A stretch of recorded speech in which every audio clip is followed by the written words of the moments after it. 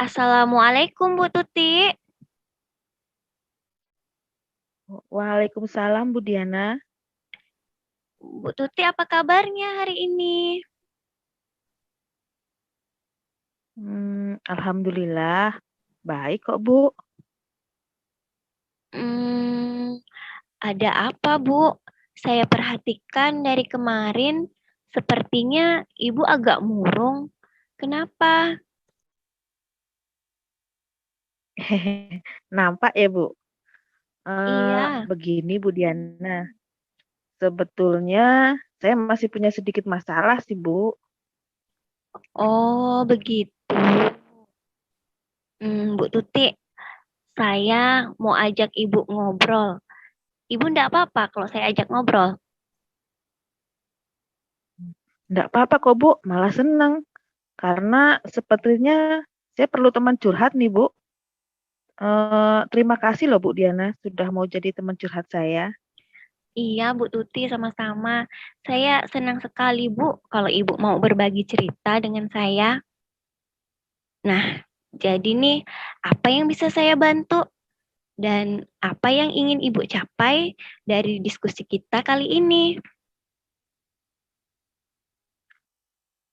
Begini Bu, saya hanya ingin ada solusi sih akan masalah yang saya hadapi. Jadi hati saya bisa tenang nantinya.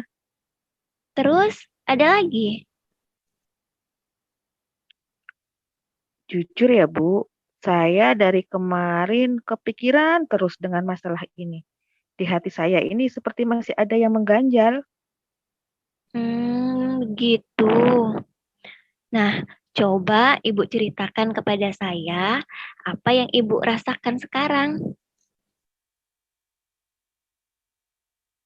Baik, begini Bu Diana. Kemarin saya mendapat teguran dari kepala sekolah. Kata kepala sekolah, beliau menerima laporan dari pengawas yang melakukan supervisi saat saya mengajar. Pengawas keberatan dengan cara saya mengajar Bu Diana. Nah, itu yang membuat hati saya menjadi tidak nyaman. Bisa Ibu ceritakan apa yang membuat pengawas sekolah keberatan? Jadi begini Bu, kemarin saat saya mengajar, datanglah pengawas ke kelas saya. Beliau rupanya sedang melakukan supervisi. Nah, pada saat pengawas di kelas, saya itu mengajar tanpa membawa buku teks. Pada saat itu, saya mengajar anak menggunakan bahan-bahan yang ada di sekitar sekolah, Bu. Pengawas menegur saya karena beliau merasa keberatan ketika saya mengajar tanpa buku teks. Pada saat pengawas melakukan supervisi, apa yang Ibu lakukan? Saat itu, saya sedang mengajarkan materi tentang sifat-sifat benda. Saya menggunakan benda-benda yang mudah dijumpai anak. Maka dari itu, saya tidak menggunakan buku teks, Bu Diana. Lalu apa lagi? Pada waktu itu, walaupun saya mengajar tanpa buku teks, Bu, saya tetap mengacu kok pada kurikulum. Dan hal ini sudah saya sampaikan kepada pengawas.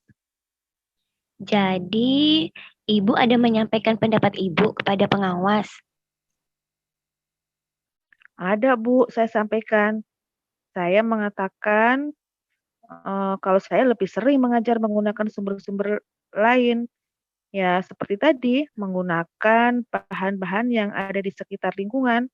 Karena menurut saya dengan menggunakan benda-benda konkret yang ada di sekitar kita, anak-anak jadi lebih mudah memahami materi, Bu. Oh, jadi Ibu lebih sering menggunakan sumber belajar lainnya ya, Bu, pada saat di kelas, seperti menggunakan sumber belajar yang ada di sekitar anak. Iya, betul sekali, Bu. Anak-anak di kelas saya itu lebih mudah memahami pelajaran jika menggunakan sumber belajar lainnya, seperti sumber belajar yang ada di lingkungan mereka. daripada menggunakan sumber belajar dari buku teks. Lalu, bagaimana reaksi dari pengawas, Bu? Nah, ini sepertinya beliau merasa tersinggung, Bu, dengan apa yang saya sampaikan. Dan pengawas melaporkannya ke kepala sekolah. Jadi kalau bisa saya simpulkan, masalah Ibu ini terjadi karena pada saat Ibu mengajar di kelas dan sedang disupervisi oleh pengawas, Ibu tidak menggunakan buku teks. Ibu menggunakan sumber belajar lainnya, seperti menggunakan bahan yang ada di sekitar anak, dan walaupun Ibu tidak menggunakan buku teks, sumber belajar itu tetap mengacu pada kurikulum. Dan hal ini sudah Ibu sampaikan kepada pengawas. Nah, karena Ibu tidak menggunakan buku teks tadi, Ibu ditegur oleh pengawas dan pengawas melaporkan hal ini kepada kepala sekolah. Lalu kepala sekolah menegur Ibu. Begitu, Bu. Iya, betul begitu, Bu Diana. Oh, begitu. Nah, kalau melihat dari masalah Ibu ini, untuk menghindari hal ini terulang kembali nih, Bu, kira-kira apa usaha yang mungkin bisa Ibu lakukan? Ya, yang kira-kira tidak memperoleh masalah dalam proses belajar dan pastinya tidak menimbulkan masalah juga ketika pengawas melakukan supervisi.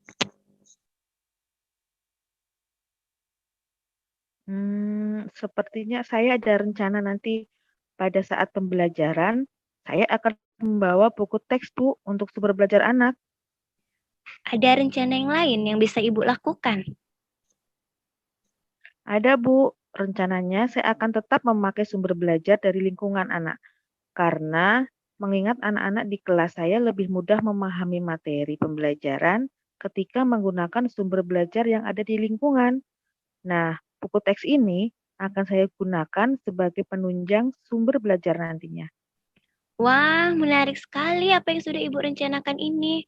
Nah, saya sangat tertarik tuh ketika Ibu mengatakan akan memadukan sumber belajar yang ada di buku teks dengan sumber belajar yang ada di lingkungan anak.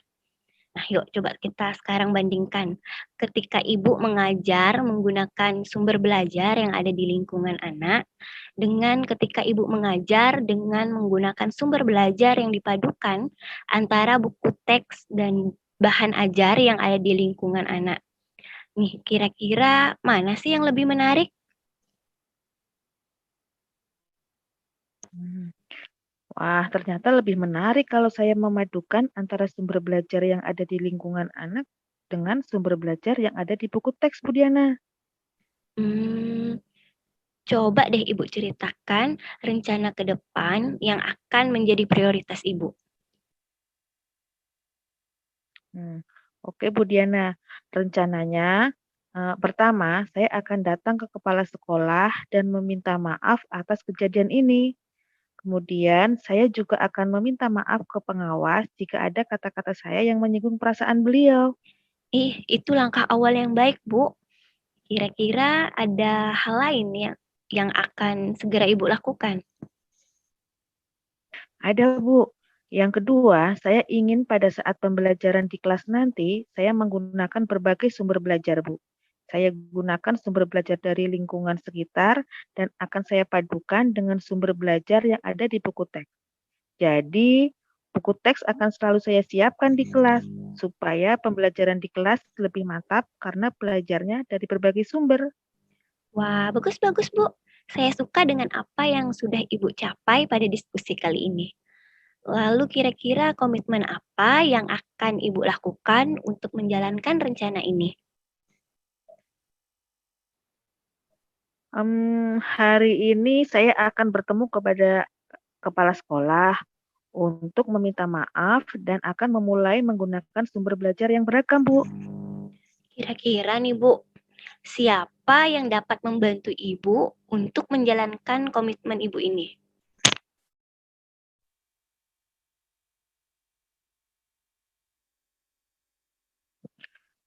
Saya akan berkonsultasi dengan Bu Anissa, Bu.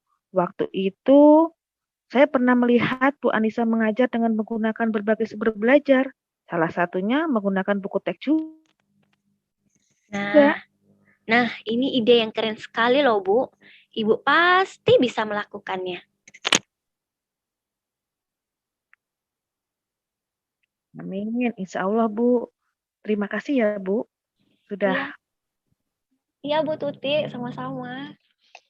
Baik, Assalamualaikum warahmatullahi wabarakatuh. Saya Anisatul Aliyah sebagai pengamat dari kasus 3 dengan coach Ibu Mardiana Sari, maaf, dan coachingnya adalah Ibu Tuti Rianti. Adapun kasus 3 adalah sebagai berikut. Ibu Tuti bercerita jika baru saja mendapatkan teguran dari kepala sekolah yang menerima laporan dari pengawas sekolah yang melakukan supervisi saat ia mengajar. Pengawas sekolah yang melakukan supervisi tampak keberatan ketika Ibu Tuti mengajar tanpa buku teks. Ibu Tuti mengajar dengan memanfaatkan sumber-sumber belajar lainnya. Ketika diingatkan pengawas tersebut, Ibu Tuti menyampaikan jika ia tetap mengacu pada kurikulum, walaupun tidak menggunakan buku teks. Pengawas tersebut tampaknya tersinggung dan memberikan laporan tentang hal ini kepada kepala sekolah. Adapun tanggapan untuk kasus 3 ini adalah bahwa selama coaching sudah memenuhi tahapan tirta, yakni ada tujuan, ada identitas, ada rencana aksi, dan ada tanggung jawab. Adapun tujuan dari coaching di sini, coach ada menyampaikan tujuan dari proses coaching, yakni di kalimat, jadi apa nih yang bisa saya bantu? Dan apa yang ingin Ibu capai dari diskusi kita ini.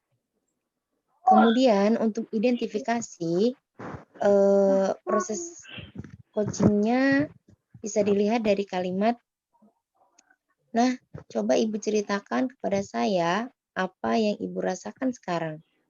Kemudian ada juga di kalimat, bisa Ibu ceritakan apa yang membuat pengawas sekolah keberatan.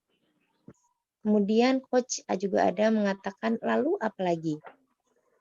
Sedangkan untuk rencana aksi, bagian huruf R, rencana aksi, coach ada memberi pertanyaan-pertanyaan dan umpan balik mengenai rencana aksi coach dalam menyelesaikan permasalahannya. Adapun kalimatnya seperti ini. Coba Ibu ceritakan rencana ke depan yang akan menjadi prioritas Ibu. Itu langkah awal yang baik, Bu. Kira-kira ada hal lain lagi yang akan segera Ibu lakukan? Adapun tahapan tanggung jawab, di sini coach ada memberikan pertanyaan dan umpan balik mengenai komitmen coach dalam menjalankan rencana aksinya. Seperti pada kalimat, lalu komitmen apa yang akan Ibu lakukan untuk menjalankan rencana ini? Coach juga ada mengatakan, wah bagus, saya suka dengan apa yang sudah Ibu capai pada diskusi kita ini. Jadi kesimpulannya, untuk